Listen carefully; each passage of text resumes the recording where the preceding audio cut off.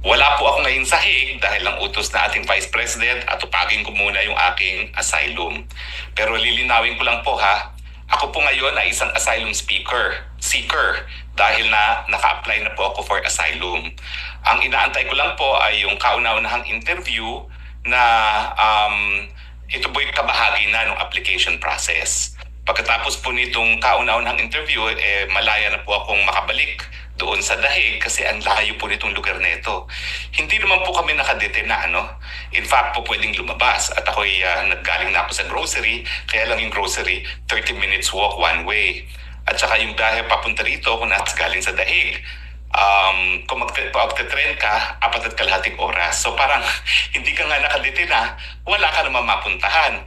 Meron pa kasing ang daming stages na ginagawa rito. Yung initial registration, yung fingerprinting and interview sa police, tapos medical, at saka yung first interview. Pagkatapos sa first interview, pwede ka nang umalis at text ka na lang nila kung saan yung final interview mo at hindi na dito sa malayong lugar. Yung mga walang pera, ilalagay sila sa ibang facility, no? Pero hindi na po rito kasi ito talaga is only for the applicant. Kung karapatan sa non-refuma, ibig sabihin, hindi na ako po pwedeng mapabalik dun sa bansa na aking inalisan dahil sa aking political persecution at yan po ay bansang Pilipinas.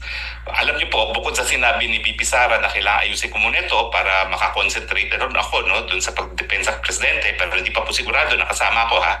Lilinawin ko lang po yan. Sabi lang niya, sige ayusin mo yung asylum mo. Yung nag-apply ako, yan yung nagbigay sa akin ng karapatan na hindi na ako po pwedeng mapabalik sa Pilipinas. Maski pa sila mag-file ng extradition, malinaw po yan dahil ito po ay matter of convention rights. Nakasulat po talaga yung non-refuma, yan yung pinaka-importanting karapatan ng asylum seekers, hindi mapabalik dun sa lugar na kung sa nila nanggaling. Natural kasi pag ako pinabalik dyan, kukulong ako non-bailable sa isang kaso na human trafficking na walang ka-ebidensya. Ulitin ko po ebidensya lang nila. Unang-una, sinamahan ko si Cassandra Ong sa PAGCOR. Pangalawa, yung pangalan ko nasa isang papel na legal daw ako. Pangatlo, yung aking dating assistant nakitira doon. Ang kailangan nilang pruwebahan sa syndicated trafficking na ako ay recruit. Ang purpose ko ay para pagsamantalahan ng kanilang intimidation.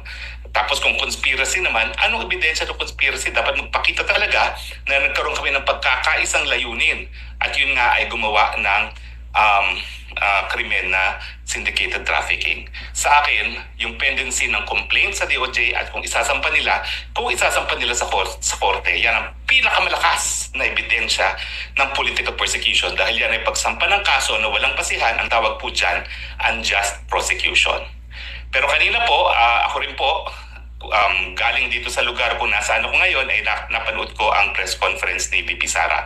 Ang huling beses ko po nakita si VP Sara yung makalawa pa, nag-dinner kami kasama si Kaufman at doon nga po niya sinabi, sige, apply, pasimula mo na yung application mo sa asylum. Kaya bumiyahin ako ng malayo at nga po ay naririto.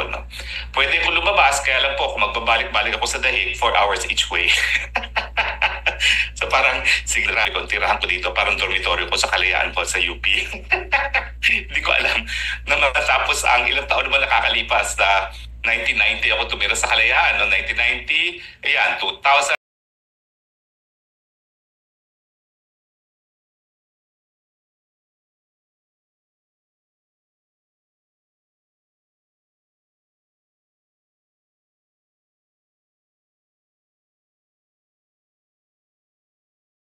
Ayan, 2000, 2010, 2020, 35 years. Balik ako sa kwarto ko sa Kalayaan. At ang naging roommate ko din dito ay isang Muslim na Afghan. Ang roommate ko sa Pilipinas ay isang Muslim po na galing sa Mindanao na itatago ko muna ang pangalan dahil maraming impormasyon na naibigay sa akin yung roommate ko sa Kalayaan. Pero anyway, doon sa press briefing ni VP, nabanggit niya na napag-usapan ng kanyang mga kapatid na baka kumuha lang na lang sila ng legal aid.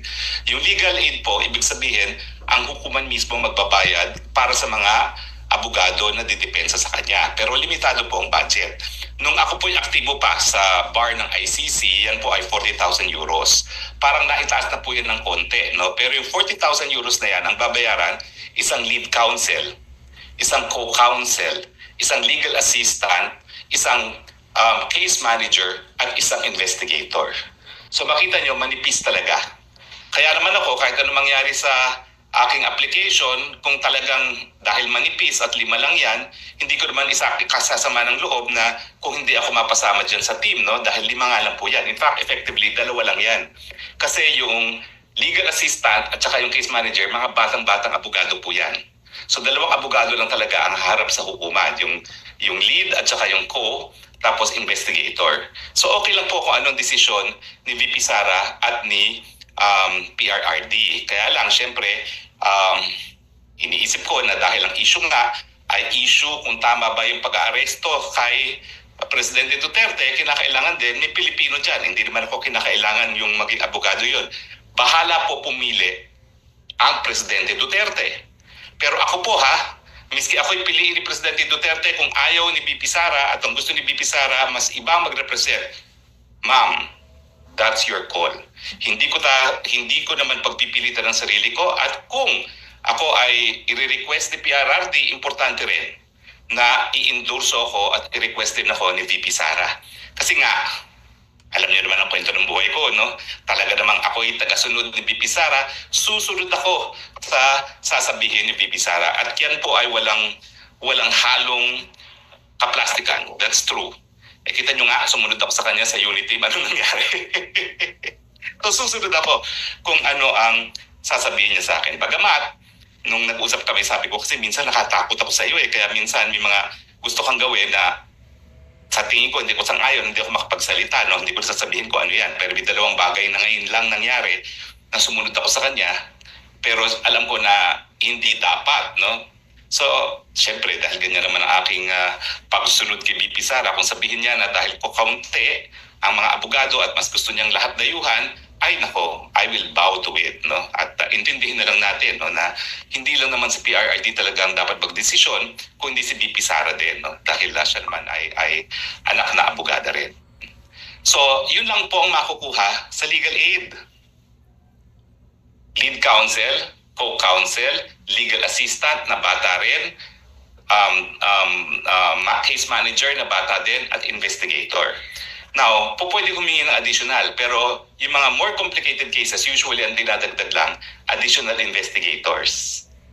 So pagdating sa legal, lang talaga yung si lead counsel at si co-counsel. So hayaan po natin silang mag-desisyon, no? Although nagpapasalamat po ako doon sa napakadaming nagbibigay ng suporta sa akin, maraming na-disappoint. Well, mali po ako doon, in the sense na inassume ko na maging abogado na talaga ako sa ICC. Pero abogado po talaga ako ni Presidente Duterte pagdating sa ICC matters. 2018 pa po. So hindi po ako nagsinungaling. Talagang abogado na ako ni Presidente Duterte on ICC matters mula pa po ng 2018. Ang problema po, yung mga ibang supporters ni PRRD, binaliwala lahat at sinabi ko dahil sabi nila, imposibleng mangyari yan na makakarating si PRRD sa ICC. So lahat po ng mga nagsabing imposible yan, alam po nila kung sino sila, at sila naman po yung napakalapit kay Presidente. Need I say it? Pero I told you so. So anyway, yun lang pong makukuha sa legal aid. Now, hindi rin po automatic yan, mag-iimbestiga pa ang ICC at titignan nila yung kita ni Presidente. Wala naman siyang kita, pension lang. Sabi ko nga, ang pension yan, mga 300,000 at most. In euro terms, times 7 ata ang euro, magkano lang yan. So that's basically, sabihin na natin ay 5,000, no? 5,000, o tama, 5,000 euros a month. Alam mo naman si Presidente, no? Yung kanyang pension, hahatiin pa niya sa 2. Dahil alam niyo naman, sinasabi niya, 2 yung asawa niya. Tapos, kung ano yung ari-arian, ako po, I can swear, kailan ko lang po nakita ang bahay ni Presidente Duterte sa Davao. Na-guilty ako dahil di hamak na mas maganda ang bahay ko kaysa sa bahay ni Presidente Duterte. Mayor, wag ka magagalit, pero ang description ko sa bahay niya, bahay ng kalapati.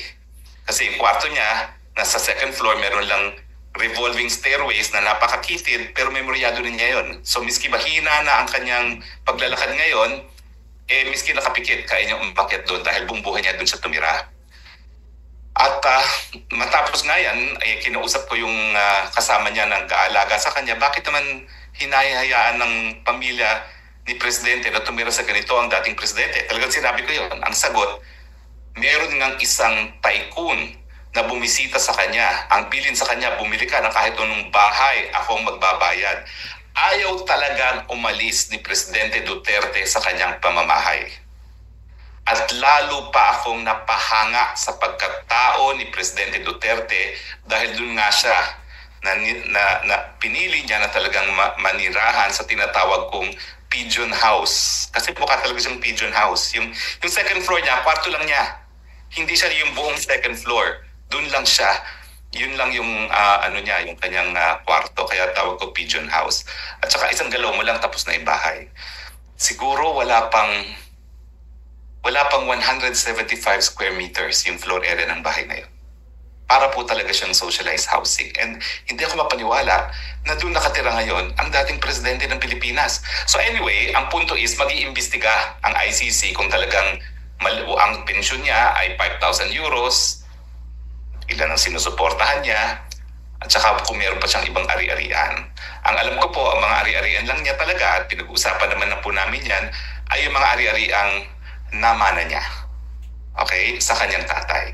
Yung tatay po niya, I'm sure, meron din kaya, pero yun yung sa mga nakalipas na panahon na, no? Dahil naging governor naman yung tatay niya. Pero, napag-uusapan din naman namin yung kanyang, kumbaga, ari-arian, hindi po yan masyadong marami. At saka alam nyo naman sa Mindanao, ang valor ng mga property hindi mataas. So anyway, ibig sabihin, hindi pa po automatic yan. Ngayon, sa kasaysayan ng ICC, isa lang naman po yung paying client dyan. Kasi napakamahal kung kukuha ka ng counsel dito. Dahil alam niyo naman, per oras niya mga yan, baka tumataginting na 400 euros yan. Kung kukuha ka ng isang lawyer na 400 euros per hour, babiyahe-biyahe pa yan, papunta ng Pilipinas para kumuha ng ebidensya sa flight alone, lugi ka na dahil 12 hours na yun. $4,000 na ang biyahe pa lang one way. $28,000 round trip. So talagang mahal po ng legal representation. Kaya naman kinukonsider ng pamilya yung legal aid. Pero yan naman po ay initial lang naman nila at I would not have said so kung hindi naman sinabi yan ni VP Sara. No? Pero hindi pa po yan confirmed dahil kahit paano naman marami naman nagmamahal kay Presidente Duterte at baka naman merong gustong tumulong kasi syempre kung effectively dalawa lang yung abogado na magtatrabaho at iba naman mga batang abogado, syempre mas mabuti kung mas marami pang makakatulong. Pero ako, happy na ako sa legal aid. Even if baka hindi nga talaga ako mapili dahil kakaunti lang yung tao dahil that will prove to the world na talagang hindi nagpa-yaman si Presidente Duterte. No? Bagamat I'm sure yung mga supporters niya ng mga mayayaman ay magsasabi wala kaming pakailan. Kung may isang tycoon na sinabi dun sa kasama niya na wala kang pakailan kung ganong kamahal ng bahay na magustuhan niya, babayaran ko, I'm sure marami rin siyang mga supporters na willing magbigay ng pera at wala pong pagbabawal dahil wala na sa gobyerno ang ating Presidente Duterte, di ba? Siya naman ay pribadong individual at hindi bawal na mag-donate sa kanya, di ba? So anyway, yan po ang aking gustong i-discuss sa ating Spokes Hour, yung personal kong kalagayan. Ulitin ko po, hindi ako kailangan mag-antay ng approval ng asylum bago ako magkaroon ng temporary residence dito sa Netherlands. Meron na po akong temporary residence. Papakita ko sana sa inyo yung certificate. Meron pa kasi akong certificate na ako ay isang asylum seeker at meron ng karapatan under dun sa domestic law na nag-i-implement ng Convention on Refugees and Asylum Seekers. No? Alam nyo, sa totoo lang, napaiyak ako nung pinirmahan ko yan. Kasi bagamat ako'y matagal na sa larangan ng international law, nagturo niyan at naging abogado na rin sa mga dayuhan ng mga taga-ADB na humingi ng asylum sa Pilipinas, iba pala talaga yung kapag ikay nabigyan ng karapatan na manatili dahil ikaw ay pinipersecute sa iyong inang bayan. Mantakin nyo, 6 at kalahating buwan na ako nagtatago kay Marcos. Hindi ko pwede sabihin kung nasaan ako dahil alam kong hahabulin niya ako at pwede niya akong pa-deport o i-request ang extradition o sa ASEAN nga, hindi na kinakailangan ng extradition treaty. Pakiusapan lang dahil merong Mutual Defense Legal Assistance Treaty, no? So nung pinirmahan ko po yan, talagang humagulgul ako.